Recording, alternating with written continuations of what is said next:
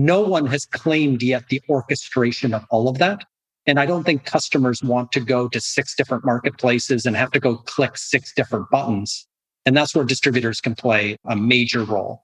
And there's an advantage of smaller, more nimble companies that can invest in automation and AI and really drive that for MSPs. But we're in maybe the first or second inning of a long decade, of a long baseball game here in terms of who the winners and losers are going to be.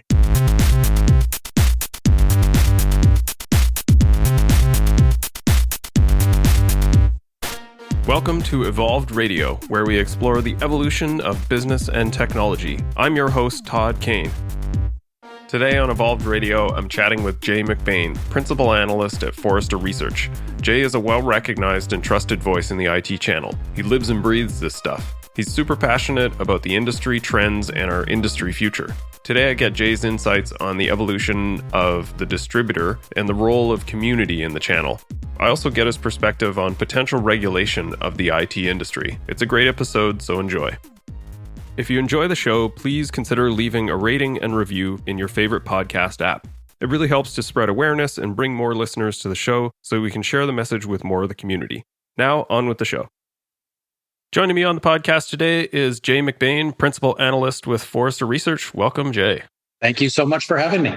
Great to have you. So we'll get right to it. You're a recognized voice in the channel. Appreciate a lot of the insights that you provide for us on things that are happening and the goings on and the future of the channel. A couple of things that I wanted to get your insights on that you've been speaking a little more publicly about lately is the change around distributors. And I'm curious your thoughts of how MSPs should think of distributors. I think traditionally it's just been, I have my tech data, I have my Ingram or my Synnex, and this is where I get my gear from and some of my licenses. And there's been some disruption in the model, I feel like, with the introduction of, I guess, non-traditional distributors like Pax8, more the electronic distributor, I guess is maybe a way to put it. Do you want to give us sort of your thoughts on the future of the distributor and how things are potentially changing and how the MSPs should view them as partners? Yeah, absolutely. I've been around distribution for 27 years. My years at IBM and Lenovo, 17 years of obviously selling billions of dollars through the large broad lines, and then obviously hundreds of millions through others as well. So I've been involved a long time.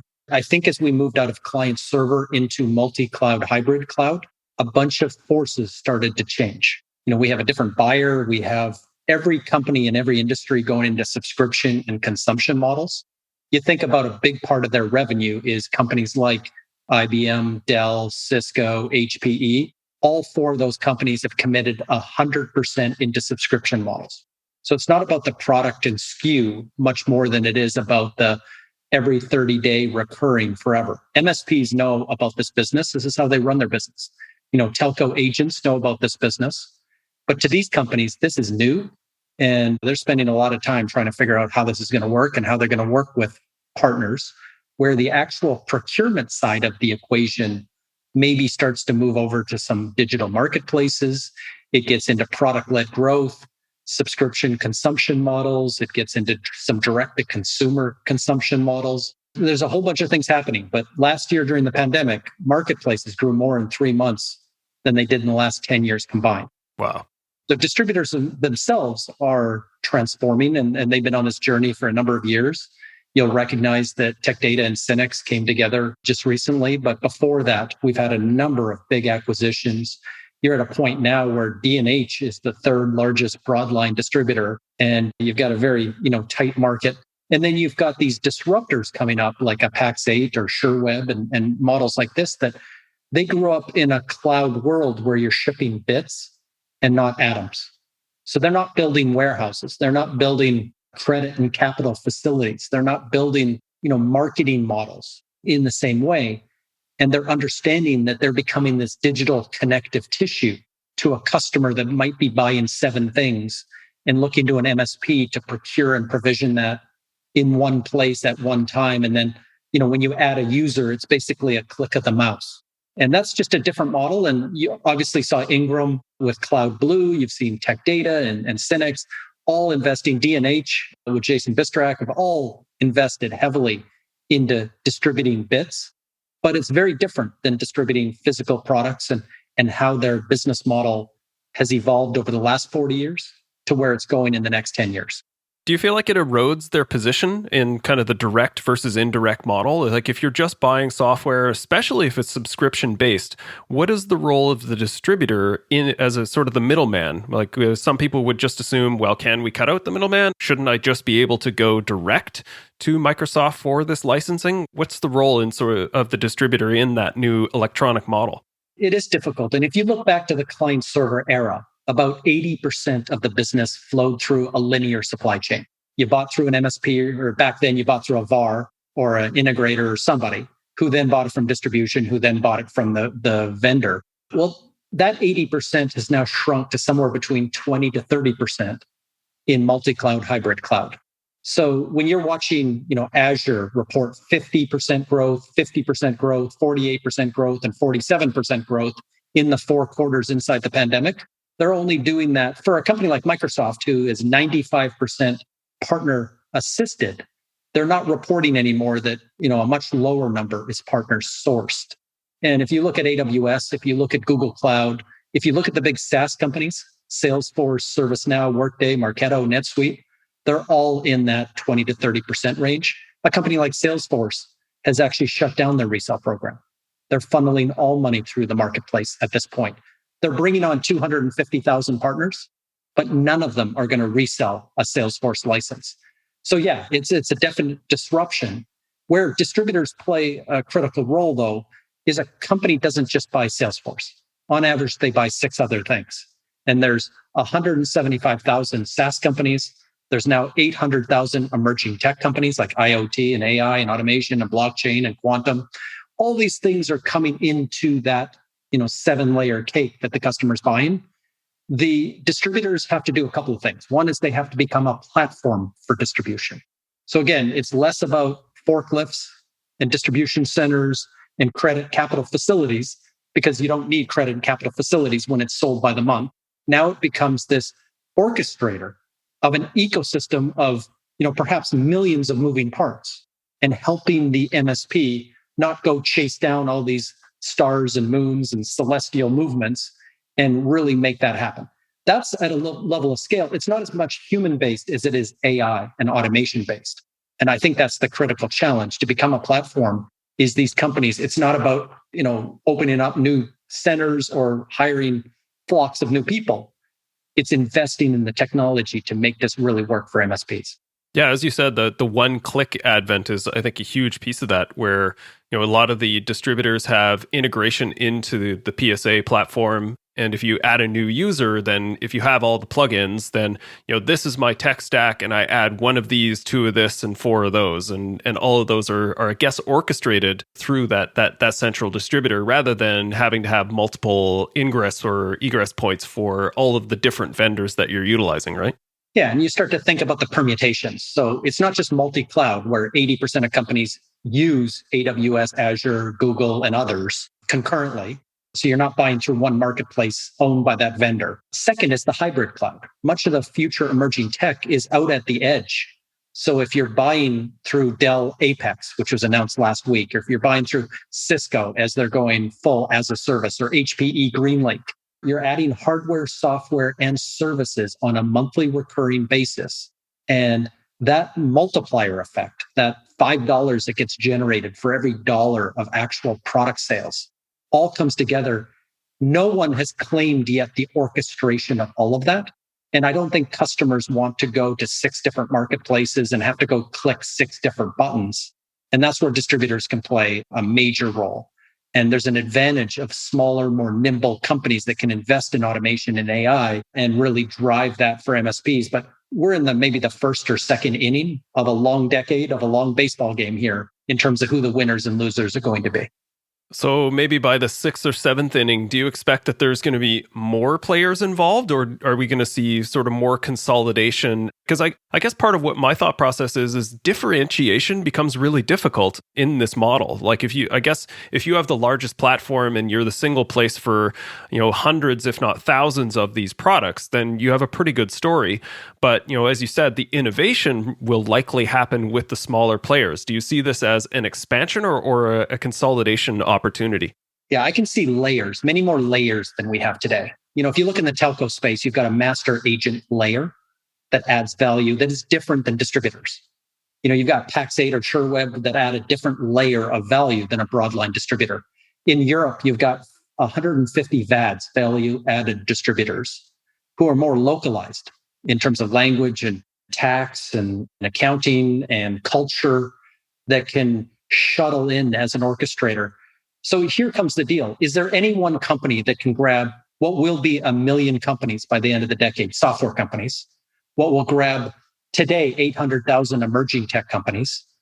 Every company in every industry is becoming a technology company, technology services company.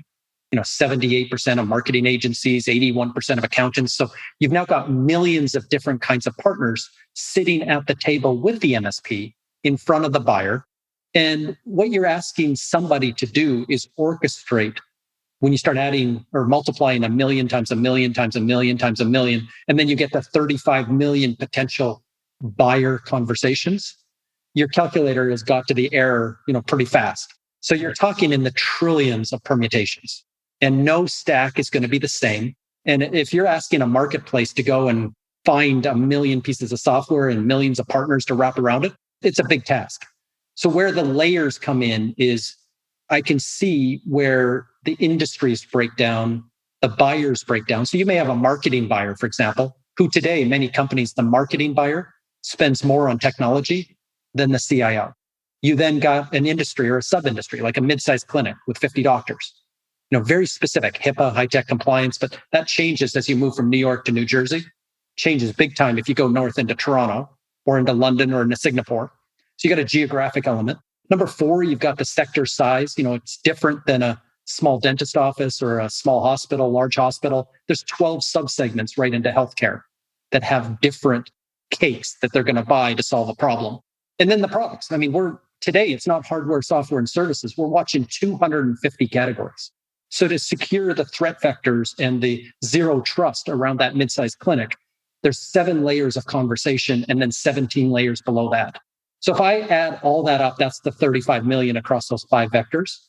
I see layers there where there could be a mid-sized clinic specialty. It's too narrow to have that in New York, but it's probably not too narrow to have that nationally. And there could be 197 countries where an MSP could play a critical role of running a marketplace and all that connective tissue and curating all of the critical compliance and governance required for that very specific last mile and becoming the digital connective tissue for that client, which adds a layer between them and maybe a distributor.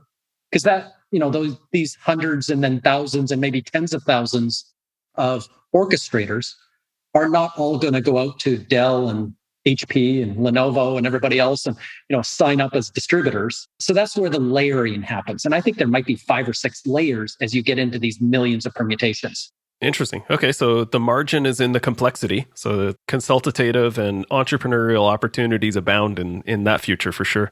Actually, I'll correct you there. There is no margin. There is a multiplier. So if you watch the Salesforce model, there is no ability to sell and make 20% or 30% margin and then a kickback of 3 to 5% on the back end. MDF funds, volume rebates, market development funds, new customer bonuses. That formula kind of goes away. The multiplier, though, all the big companies now are throwing out their multipliers. Google Cloud is $5.32. Salesforce, which was my example, is $4.65. Microsoft came out in the press a couple of weeks ago talking about trillions of dollars for the channel that can be unlocked. None of that trillions was through programs. IBM announced $1 billion of ecosystem investment. None of that is going into extra margin or extra incentives. So in a subscription model, the actual transaction is the first 30 days with the client. And in that model, they're going to be investing in who gets them to the dance in that early part of the journey, who translates vendor selection into the transaction, whichever way the customer spends money. And then the fun starts. And MSPs know this every 30 days forever. Driving better adoption of those vendors, they're going to pay you for that. Driving deeper integrations and stickiness so they get long-term value or lifetime value, they're going to pay you for that. Getting upsell and cross-sell across bigger parts of their portfolio, they're going to pay you handsomely for that every 30 days forever. So the dollars available in margin are going to get spread like peanut butter. into actual value items. The transactional revenue, because you're not dealing with $1 million deals anymore. Like on HPE GreenLake, that $1 million deal is now $9,000 a month forever. So like back 12 years ago when we went to Office 365, trying to pay your mortgage on 20% margin on $6 a month, there was just no math. The only thing Microsoft said at the time is, well, you should sell more. Right. That wasn't the right thing. And now they're kind of saying the right thing is every dollar that kicks out somewhere between $5 and $9 for MSPs and system integrators and ISVs, emerging tech companies, and 16 other types of companies to go and grab the multiplier. That multiplier will be spent by the customer, either internally if they try to tackle it themselves, but it makes more sense to outsource some or all of that to companies that can do that at scale. And that's why managed services is growing by double digits and will continue for the next decade to grab that opportunity. Right. Next topic I wanted to cover with you is the evolving role of community in the MSP channel. This is something that's always existed. It's one of the things that I really appreciate about the MSP channel is that people are very open. It's not a terribly territorial and closed ecosystem where people keep secrets. People go to conferences and are very willing to share insights and what works and what doesn't with each other, which has bred a lot of different types of communities in the industry. And what we're starting to see now is a lot of the big vendors acquiring some of those more prominent communities, like HTG being acquired by ConnectWise. They also scooped up Service Leadership, and now C-Level has been picked up by Pax8. So what's sort of your insight on the role of community and this consolidation or the vendors picking up some of these communities as their own? And by the way, True Methods was just picked up by Kaseya. Correct, yeah. I love community, and it's something that even if I didn't work for Forrester and get paid to do this, I wake up every morning. When I work for Lenovo, when I work for Channelize, I wake up every morning thinking about this. If I wrote a book, that would be the title of the book. Because when I moved from Canada to the US about 11 years ago, I didn't know anyone. I was running channels for IBM. I could tell you, people in Winnipeg and Vancouver and Halifax, but when it got south of the border, I didn't know anyone. So the first thing I did is started to map out.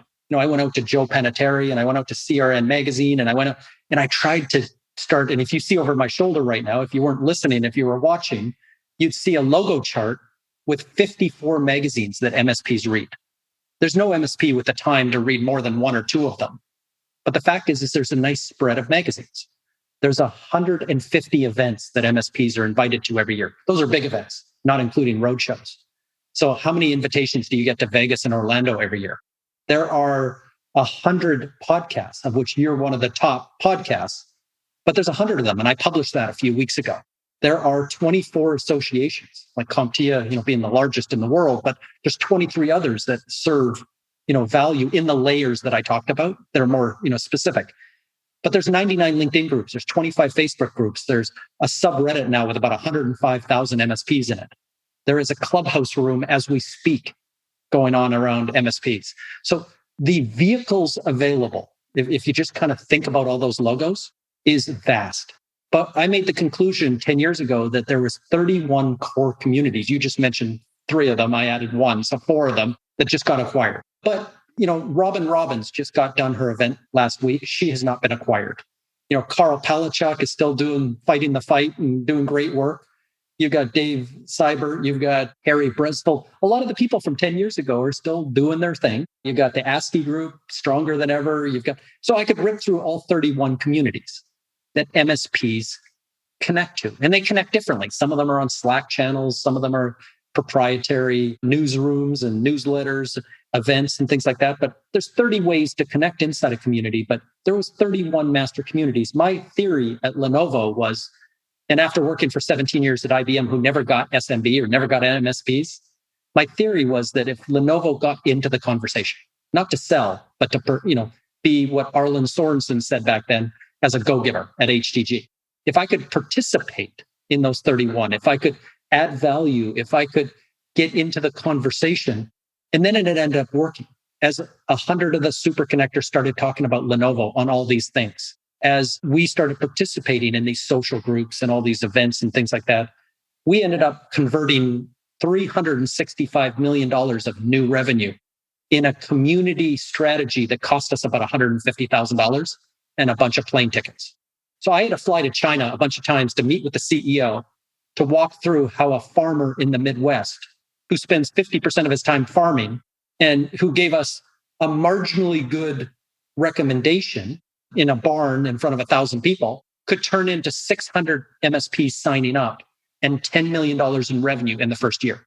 This farmer, by the way, was on HP and Compact's advisory council, carried an HP laptop. And I think, he said one time, when he dies, he's going to be buried with his HP laptop. Like a raving fan of our competition created $10 million of opportunity because all customers don't choose HP. Lenovo and Dell and others are a viable choice. But because we became part of the community, it was a serious return on investment and the biggest return that the company had ever seen.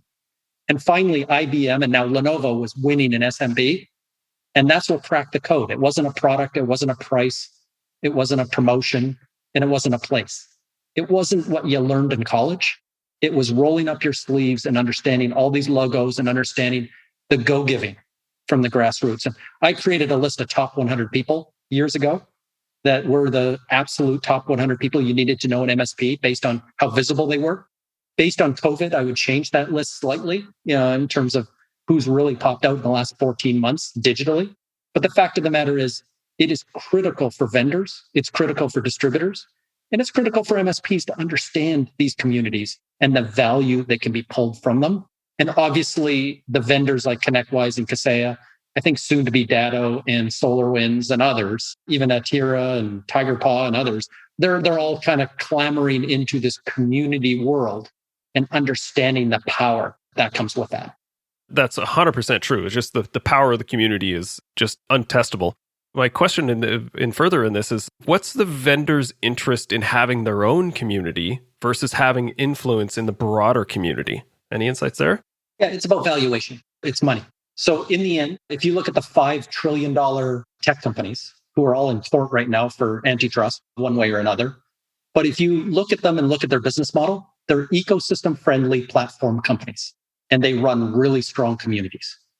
Microsoft is 355,000 strong in their communities, and they have all kinds of events and all kinds of ways and magazines and social networks, and they have all kinds of things to plug together the MVPs and everybody in that community to get them going. AWS and Google have had to build this in the last 5 years to compete. And you look broader, the power of having a great partner ecosystem is actually correlated with having a great community and community leaders. And so as companies look to grow to be a unicorn, like a Datto did, and now worth $4.5 billion.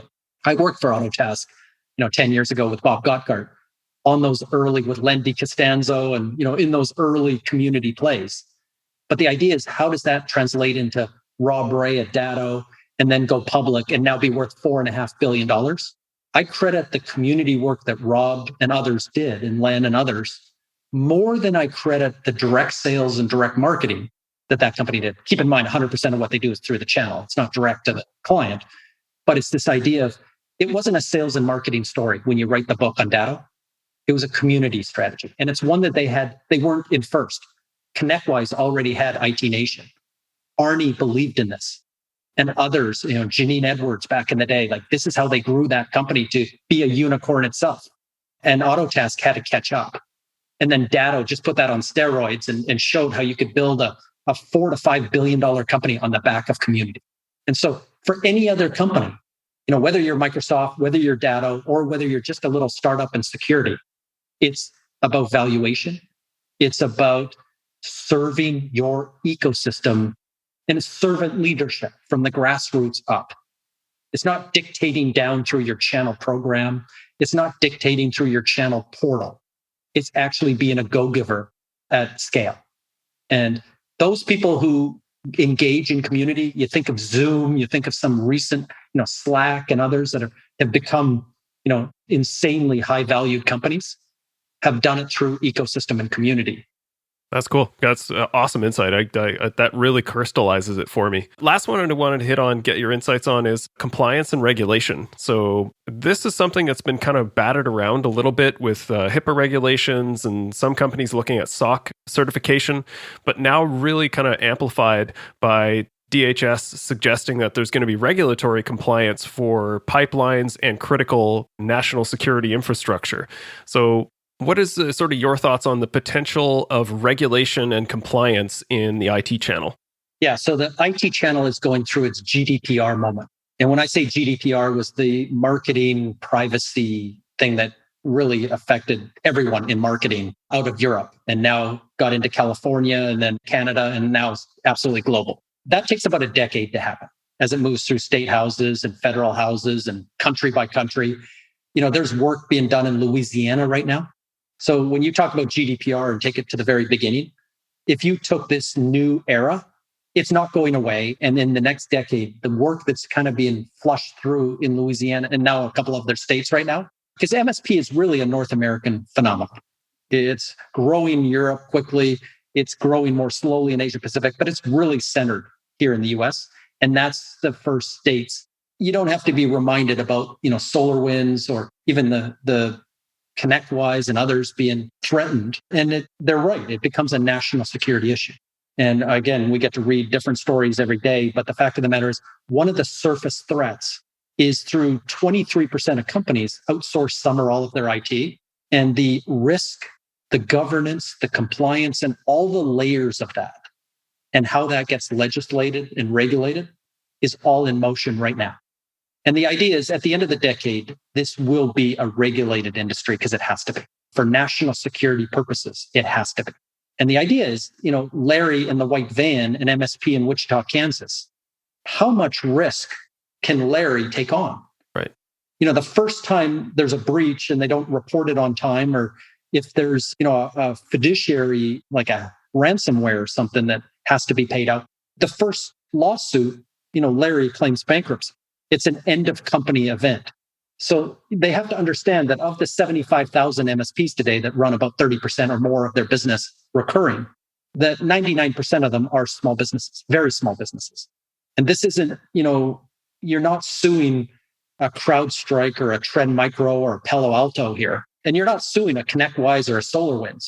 You're basically taking a local business, paying their mortgages and, struggling to break even and putting them into litigation risk. It changes the fabric of this industry. And I think, as we go through the decade and as it goes through its first, views on judges and appeals and things like that, they're going to settle on something that recognizes the difference of this industry versus marketing and other governance that's happened. But exciting to watch for the next decade. But again, talking about being in the first or second inning, we're there. Yeah, I just find it really difficult to regulate such a broad industry with millions of different companies. Compliance and enforcement of this seems nearly impossible, but I guess on a decade scale that gets figured out somehow, I suppose. It does, and it has to be done in a way that, in the end, protecting us as people, protecting businesses, rolling that up to protecting services business wrapped around them, and then the vendors on top of that and the distributor. Like this whole $3.5 trillion industry is not a silo anymore because every company in every industry is becoming a tech company. And if you're running a forklift that has an IoT device in it, you're now part of the surface threat of perhaps, taking down a building. Right. Right at that, base level. So, every company in every industry now has this on their front burner. And how it's protected is we're very early. And that legislation, regulation always lags by at least a decade. And over the next 10 to 20 years, I think that'll catch up. And by that time, I think as an industry, we'll have consolidated more and we'll have better ways to manage all of this and, perhaps risk mitigate a lot of this as well. Yeah. Awesome. Well, I appreciate your time and insights as always, Jay. Anywhere that you would point people to? Your blog is an amazing resource. Any other socials that you would direct people to if they want to learn more and follow you more closely? Yeah, love to connect on LinkedIn or Twitter, pretty well anywhere. I've got blogs and everything else. So it's probably everywhere that you like to consume information. I might be there in one way or another, but best way is to connect. And I'm happy to, I listed off a lot of numbers and research here. If you're more interested, I could probably point you to a resource or a article or something behind the scenes if you want to learn more. I can play a little bit of that connector role to connect the dots digitally. So happy to do that. And thanks for having me on. Excellent. Thanks, Jay.